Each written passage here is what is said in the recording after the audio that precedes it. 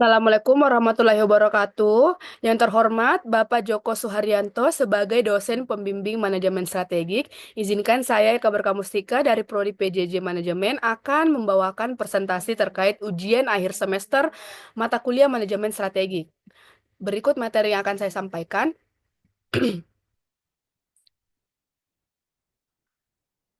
Materi yang akan saya sampaikan mengenai transformasi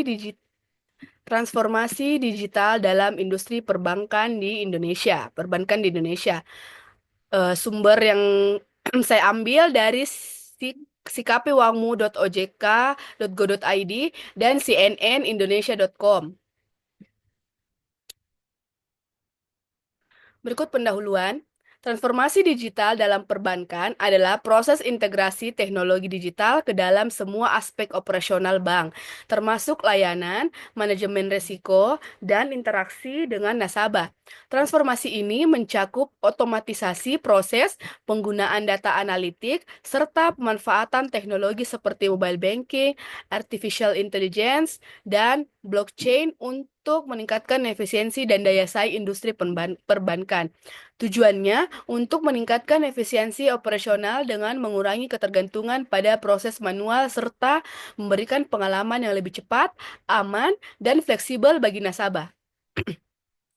Berikutnya, manfaat transformasi digital bagi perbankan. Yang pertama, efisiensi operasional. Proses perbankan menjadi lebih cepat dan biaya operasional menurun. Yang kedua, ada peningkatan layanan. Nasabah dapat mengakses layanan perbankan kapan saja dan di mana saja. Yang ketiga, ada keamanan data. Teknologi digital meningkatkan keamanan data dan transaksi nasabah.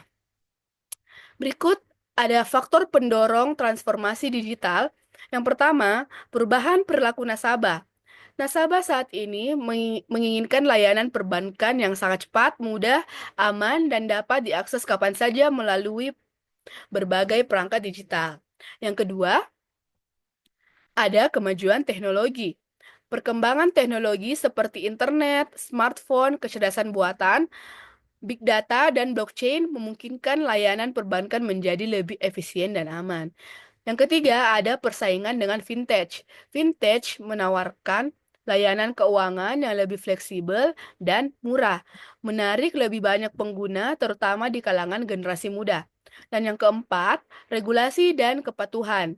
Pemerintah dan regulator seperti Otoritas Jasa Keuangan atau OJK dan Bank Indonesia terus mendorong digitalisasi perbankan melalui kebijakan seperti QR, kris, dan open banking. Selanjutnya, lembaga dan produk keuangan. Yang pertama, ada dana pensiun, ada asuransi jiwa, dan yang ketiga ada pinjaman online, yang keempat ada bank investasi. Lembaga keuangan sendiri adalah organisasi yang menyediakan layanan keuangan kepada masyarakat dan bisnis seperti pengumpulan dana, pemberian pinjaman, dan investasi. Berikutnya ada strategi sukses dalam transformasi digital. Transformasi digital dalam perbankan memerlukan strategi yang tepat. Yang pertama, fokus pada nasabah menjadi kunci utama dengan menyediakan layanan yang cepat, mudah, dan aman sesuai dengan kebutuhan mereka. Dan yang kedua, ada investasi pada teknologi juga penting untuk mengembangkan infrastruktur digital, meningkatkan keamanan, serta menerapkan AI, big data, dan blockchain demi efisiensi operasional. Dan yang ketiga, ada pengembangan SDM harus dilakukan dengan melatih karyawan agar lebih adaptif terhadap perubahan teknologi. Dengan strategi ini, bank dapat sukses bertransformasi dan tetap kompetitif di era digital. Selanjutnya ada contoh implementasi transformasi digital dalam perbankan di Indonesia. Yang pertama ada KRIS atau Quick Response Code Indonesian Standard. Standarisasi kode QR yang memungkinkan transaksi digital dengan satu kode di berbagai platform pembayaran, mempermudah pembayaran bagi UMKM dan mendukung cashless society. Yang kedua ada BRIMO atau Bank BRI Mobile Banking.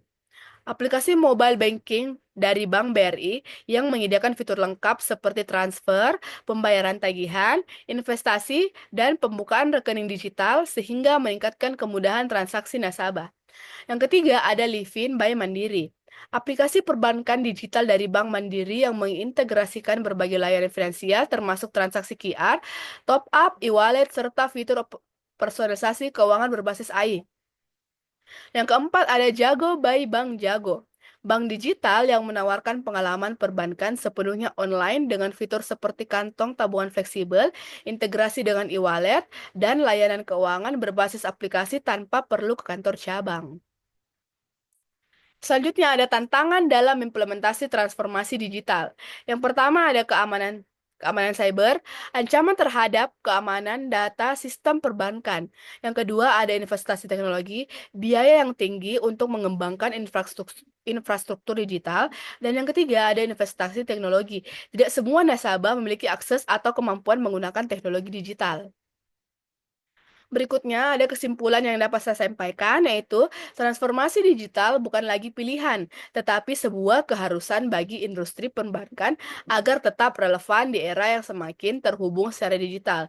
Dalam prosesnya, bank menghadapi berbagai peluang dan tantangan yang harus disikapi dengan strategi yang tepat untuk memastikan keberlanjutan dan daya saing.